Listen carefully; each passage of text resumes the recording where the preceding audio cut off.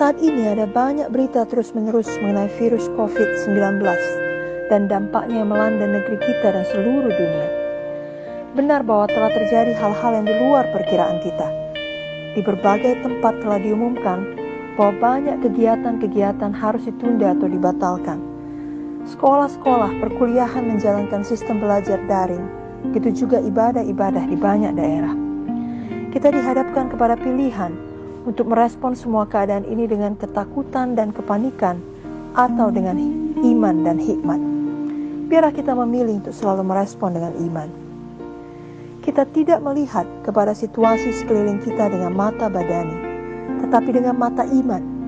Mata kita memandang kepada Tuhan Yesus. Mata kita tertuju kepada Tuhan Yesus dan firman-Nya. Mata kita fokus kepada Tuhan Yesus.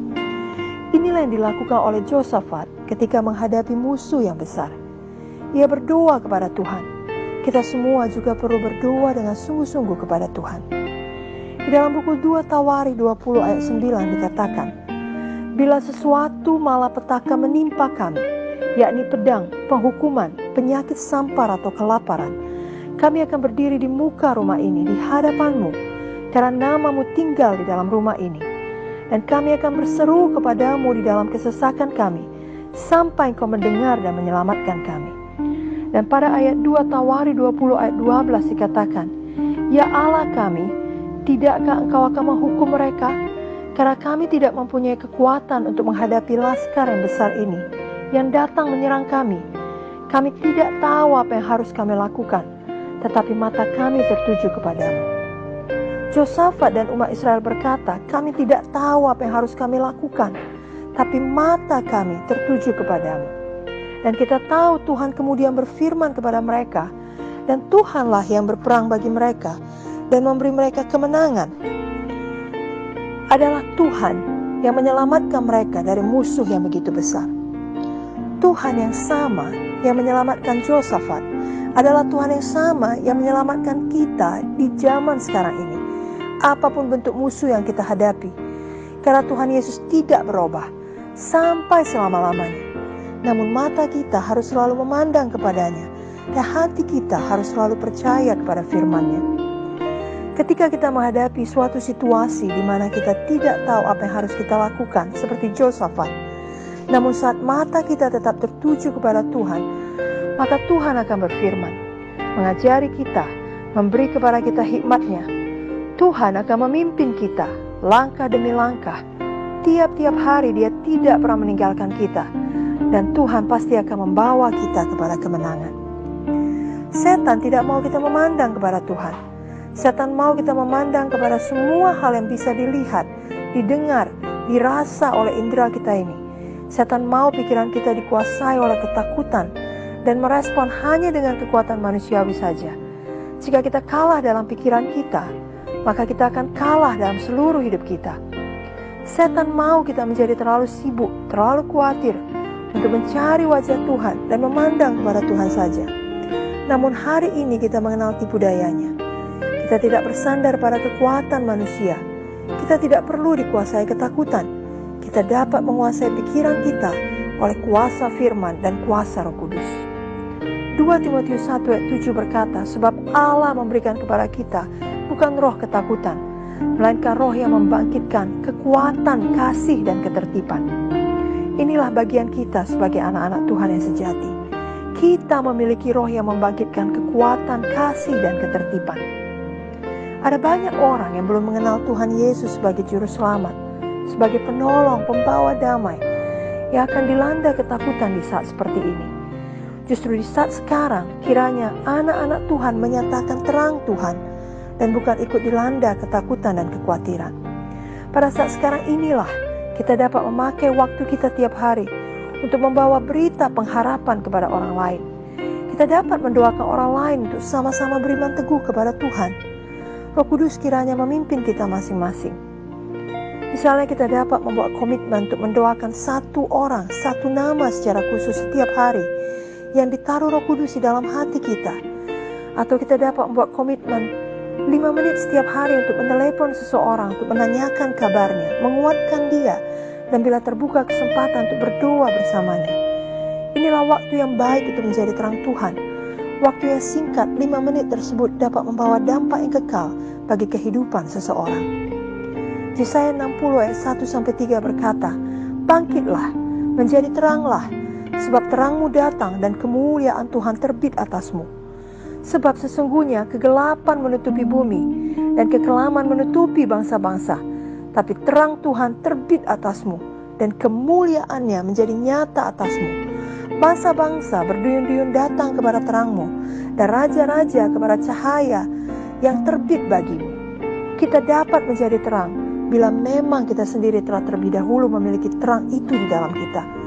Bila kita sendiri masih berjuang, kita belum dapat menolong orang lain. Mari kita miliki pikiran yang menang.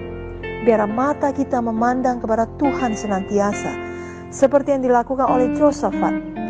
Imajinasi kita untuk masa depan janganlah berupa hal-hal buruk yang dapat terjadi, tapi seperti firman yang selalu diajarkan Bapak Munte sejak dahulu, bahwa kita sebagai warga kerajaan sorga, kita memiliki gaya hidup mental mujizat, yakni dalam segala perkara yang terjadi, kita selalu berharap akan kuasa Tuhan, akan mujizat Tuhan terjadi, baik di masa sekarang dan juga untuk masa yang akan datang.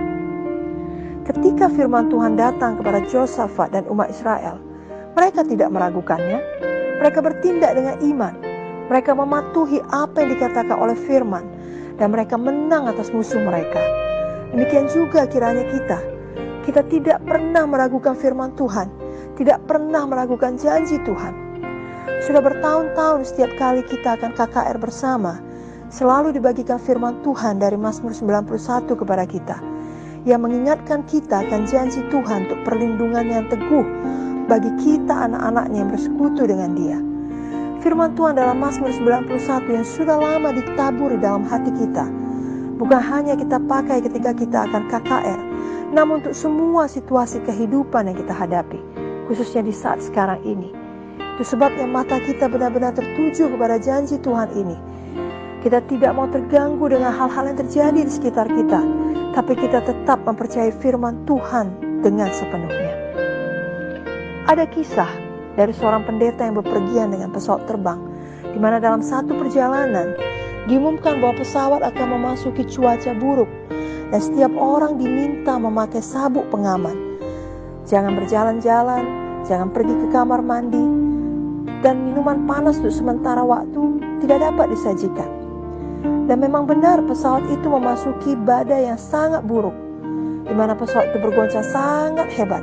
Semua orang terdiam, banyak yang menutup mata mereka. Beberapa lainnya tampak seperti berdoa, sebab untuk waktu yang lama orang-orang di dalam pesawat itu merasakan mereka seperti akan mau jatuh. Lalu pesawat itu naik kembali, tapi kemudian jatuh lagi. Demikian hebatnya goncangan karena cuaca buruk tersebut. Ketika pendeta itu melihat sekelilingnya, dia melihat semua muka-muka orang penuh kecemasan, penuh ketakutan, kecuali satu orang anak perempuan kecil yang duduk tidak jauh darinya. Pendeta ini sangat heran melihat anak tersebut. Sedikit pun kelihatannya dia tidak terganggu dengan badai yang sedang melanda pesawat mereka. Mukanya tenang, penuh damai.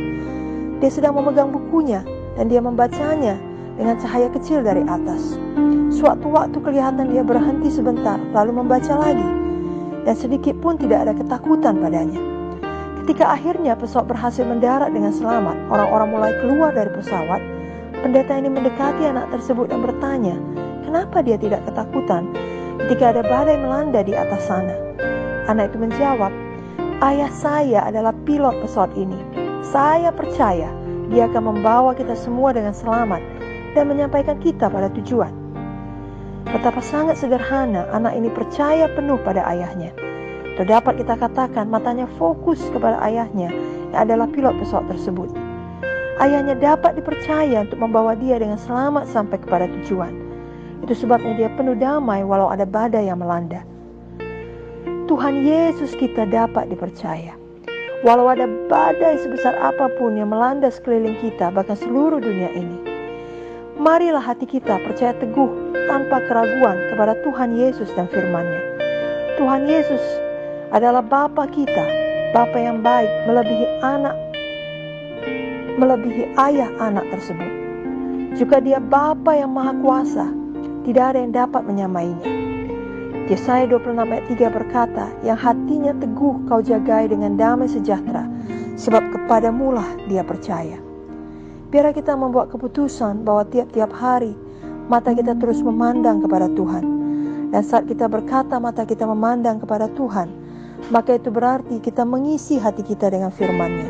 Dan kita mencari wajah-Nya tiap hari dengan berdoa. Sebenarnya semua keadaan yang kita hadapi sekarang ini merupakan kesempatan yang sangat baik bagi kita untuk lebih banyak berdoa dan merenungkan firman Tuhan. Mari kita kaya akan firman, dan mari kita lebih suka berdoa.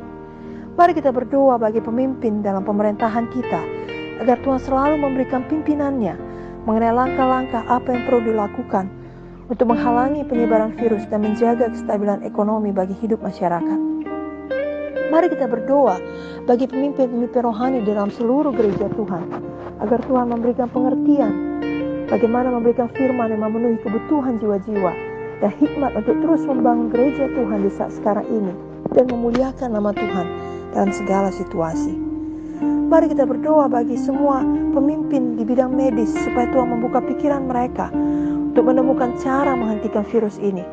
Dan kita berdoa untuk seluruh tenaga medis sebagai garis depan yang menghadapi situasi saat ini, agar Tuhan selalu melindungi mereka, menguatkan mereka.